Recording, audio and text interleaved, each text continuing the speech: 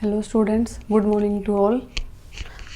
आज हम अब तक हमने अपने 2 चैप्टर्स कंप्लीट कर लिया। आज हम अपना 3rd चैप्टर पढ़ेंगे, सेफ्टी एंड फर्स्ट एड। जो सेफ्टी मतलब जो सुरक्षा है, safety is our first aid, वो हमारा पहली चिकित्सा है, हमारा पहला सहारा है। जो हमारा पहला एम होना चाहिए वो है हमारी खुद की सेफ्टी। तो हम सेफ्टी किस तरह से कर, देखो एक्सीडेंट्स में अकर एनी टाइम, हम सब जानते हैं कि जो एक्सीडेंट्स हैं वो मे अकर एट एनी टाइम। कोई भी दुर्घटना किसी भी टाइम पे हो सकती है, ठीक है, anywhere without giving any warning. ये कभी भी कहीं पे भी हो सकती है दुर्घटना, और बिना हमें कोई वार्निंग दिए हो सकती है। कभी हमें वार्निंग, कोई चेतावनी नहीं देती है कि एक्सीडेंट होने वाला है। तो एक्सीडेंट में occur at any time anywhere without giving any warning. We often get hurt at home at school. हम देखो घर पे भी हमें हर्ट हो सकती है, हमें इंजरी लग सकती है, स्कूल में भी हमें इंजरी लग सकती है, या तक कि प्ले ग्राउंड में, या फिर ऑन द रोड अगर हम चल रहे हैं, या कहीं से साधन पे अगर हम जा रहे हैं, ठीक है, तो वहाँ पे भी हमें हर्ट हम हो सकती है, इंजरी हो सकती है, हमारा एक्सीडेंट हो सकता है। Most of the accidents occur due to our careless. और जो ये एक्सीडेंट्स हैं, मोस्ट ऑफ द एक्सीडेंट्स से क्यों होते हैं? These are due to of our carelessness. ये हमारी केयरलेसनेस, क्योंकि हम अपना ध्यान नहीं रखते हैं, हमारी लापरवाही की वजह से जो एक्सीडेंट्स हैं वो होते हैं। We should follow safety rules to avoid accident. इसलिए हमें केयरलेस नहीं होना चाहिए, बल्कि हमें अपनी सेफ्टी का ख्याल रखना चाहिए, ठीक है।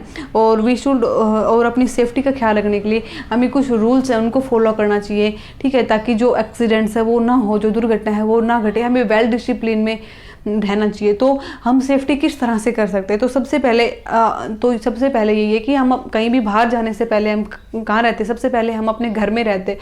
तो हम अपने घर के अंदर किस तरह से अपनी सेफ्टी कर सकते हैं, अपने किस तरह से अपने आप को एक्सीडेंट से बचा के रखते हैं। किसी भी एक्सीडेंट, छोटा हो बड़ा हो, किसी भी एनी हार्म से, हम अपने आप को खुद को किस तरह से बचा सके, वो आज हम देखते हैं। तो सबसे पहले सेफ्टी एट होम।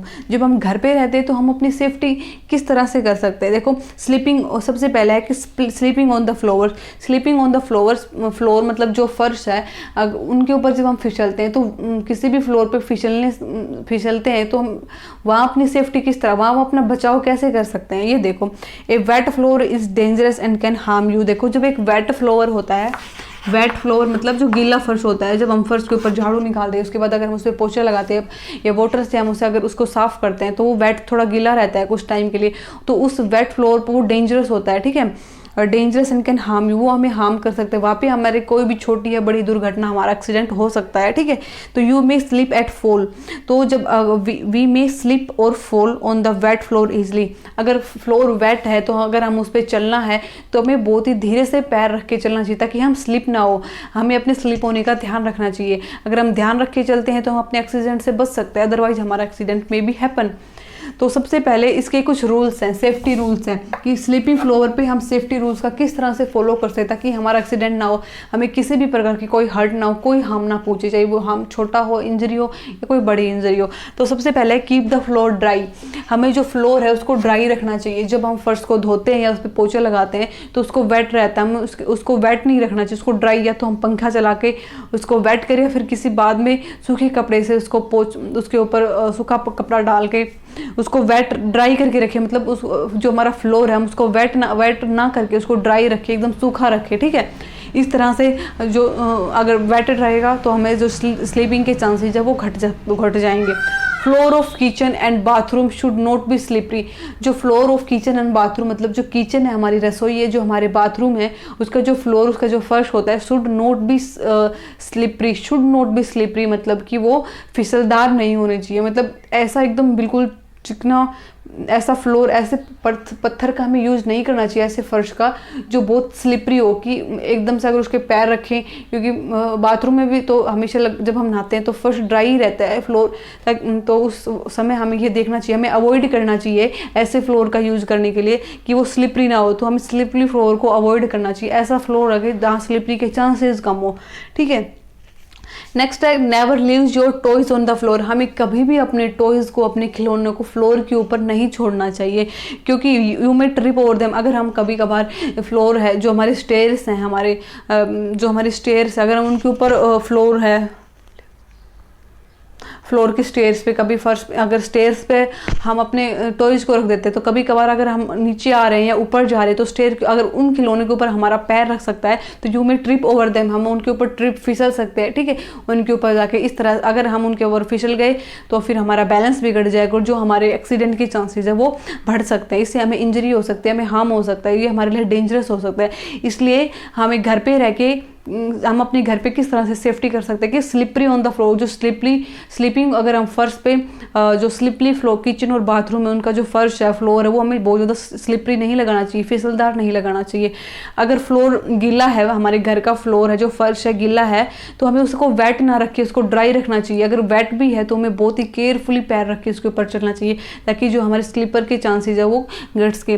नेवर हमें अपनी कभी भी टॉयज वगैरह हैं उनको फर्श के ऊपर नहीं रखना चाहिए ताकि कभी कभार अगर हम स्टेयर्स चढ़े तो उनके ऊपर फिसल के ना गिरे, हमारा बैलेंस ना बिगड़े। तो हमें इस चीज़ का ध्यान रखना चाहिए। कभी भी फर्श पे कोई चिकनी चीज़ है, दही है, जैसे कोई भी चिकनी चीज़ लगा लो आप, केले का छिलका है,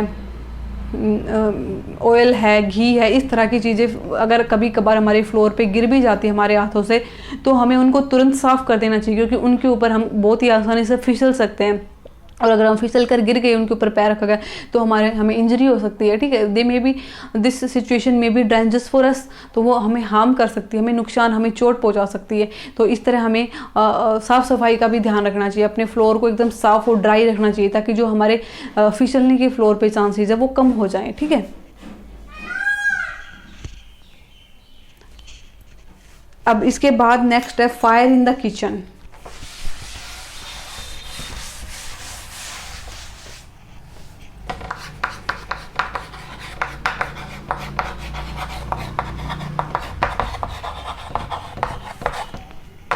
फायर इन द किचन, देखो accident due to fire in the kitchen can cause a serious injury.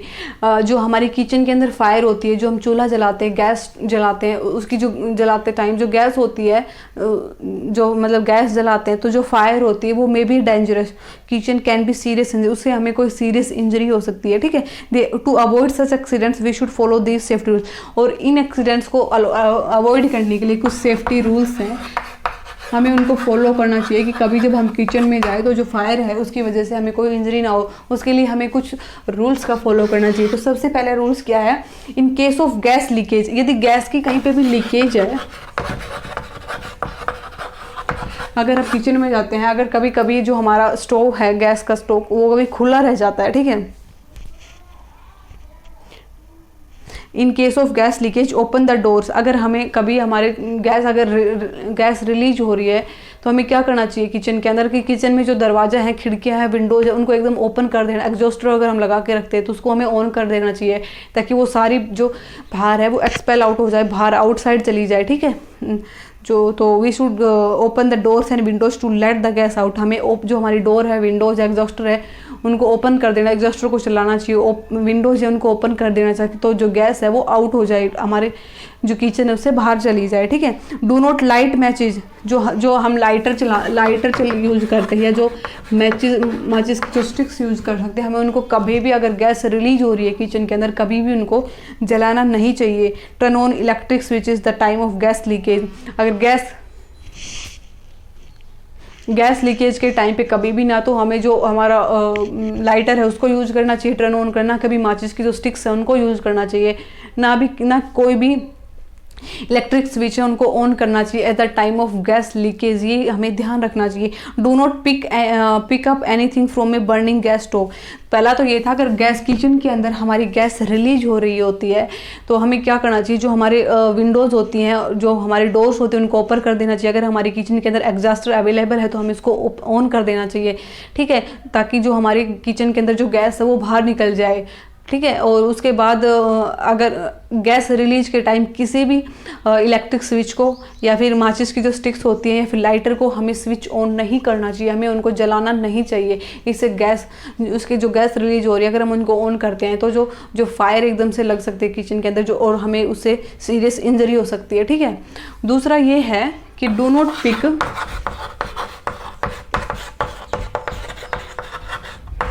कि क्या हमें क्या नहीं करना चाहिए, do not pick up anything from a burning gas stove.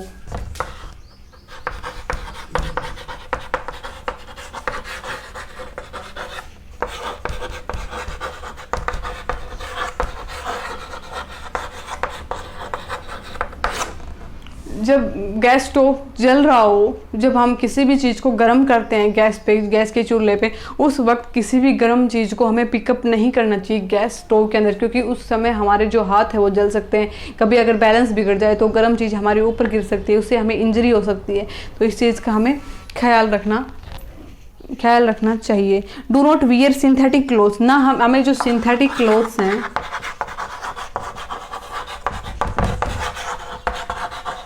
कभी भी हमें सिंथेटिक क्लोथ्स नहीं पहनने चाहिए, क्योंकि जो सिंथेटिक क्लोथ्स हैं उनके पास जो आग को पकड़ने, उनके पास आग जल्दी से पकड़ते हैं। जो सिंथेटिक क्लोथ्स हैं working in the kitchen they catch fire easily. अगर हम किचन में काम कर रहे हैं, सिंथेटिक क्लोथ्स का यूज़ करते हैं, तो कभी कभार अगर सिंथेटिक क्लोथ्स एयर के करीब चले जाते हैं, ठीक है, अगर उसके क्लोजर हो तो वो बहुत जल्दी फायर को कैच करते हैं, ठीक है, और उससे हमें इंजरी हो सकती है, बहुत ज़्यादा डेंजरस। इसलिए हमें सिंथेटिक क्लोथ्स को अवॉइड करना चाहिए किचन के अंदर पहनने के, किचन में हमें उन्हें नहीं पहनना चाहिए।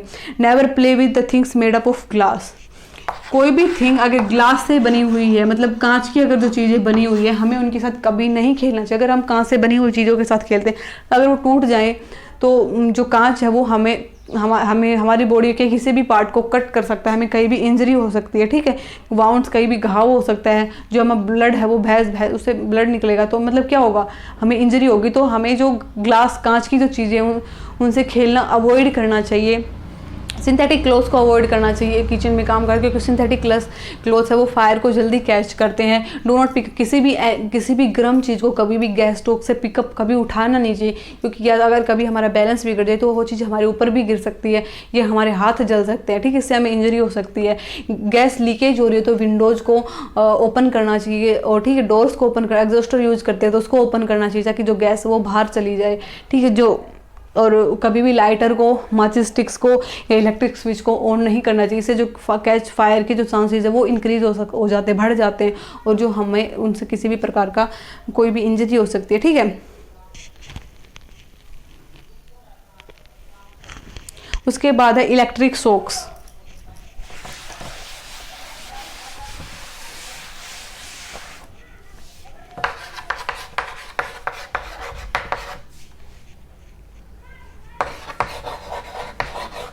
जो बिजली के शॉक्स हैं, इलेक्ट्रिक शॉक्स हैं, electrical appliances are very useful to us. जो इलेक्ट्रिकल अप्लायंसेस होते हैं, जो बिजली के उपकरण होते हैं, वो बहुत ही यूजफुल होते हैं हमारे लिए, ठीक है। But if you handle them careless, जो electric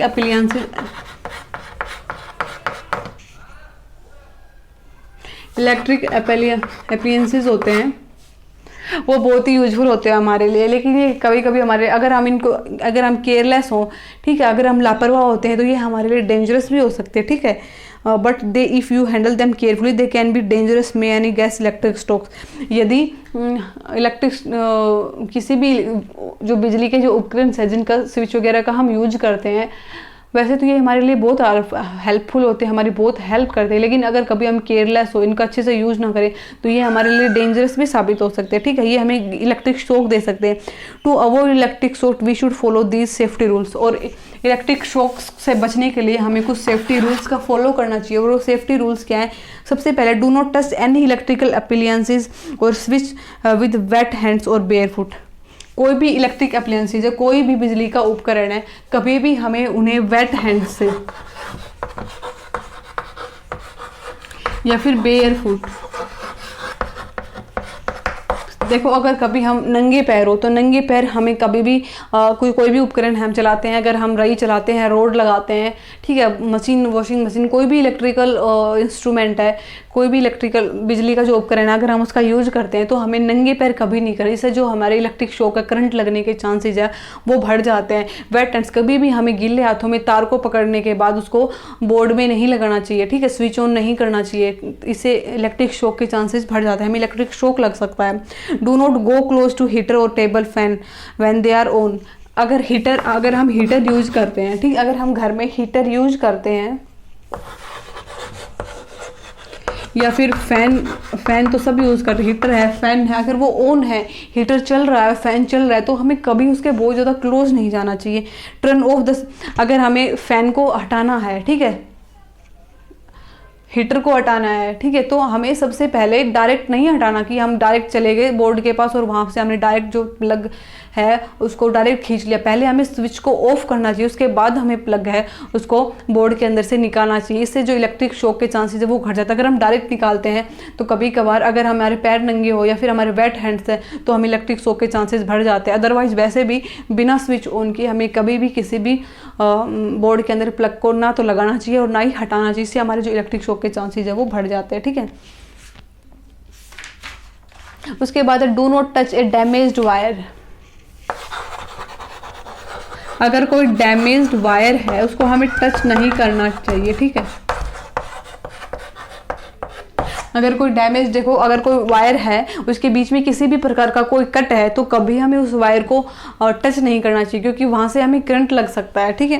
when someone gets an electric shock और you notice a spark turn off them means विचली इमीडिएटली। अगर कोई भी बंदा है, अगर आपको ऐसा फील हो रहा है कि उसको इलेक्ट्रिक शॉक लग रहा है, when someone gate A electric shock, अगर किसी भी पर्सन को इलेक्ट्रिक शॉक लग जाता है और यू नोटिस ए स्पार्क, ये जी किसी इंसान को इलेक्ट्रिक शॉक लग रहा है और हमें स्पार्क अगर हम नोटिस करते हैं तो turn off the main switch immediately. तो हमें ऐसा नहीं करना चाहिए कि हम जाके उसको पकड़ के खींची उस इंसान को शॉक से।